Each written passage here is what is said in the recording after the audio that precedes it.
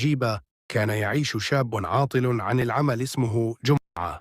جمعة مشهور بين الجيران بأنه أغبى من أن يوصف، وموهبته الوحيدة هي الجلوس أمام المروحة وتقليد صوت الطيارات وابتكار أعذار مضحكة للهروب من الشغل أو من أمه.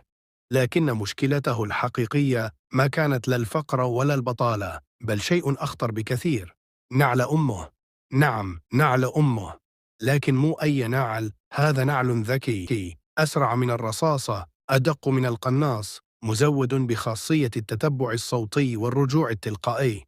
أي حركة غبية من جمعة، النعل يطير من يد أمه مثل الصاروخ، يصفعه على رقبته ويرجع لوحده مكانه كأنه كلب بوليسي.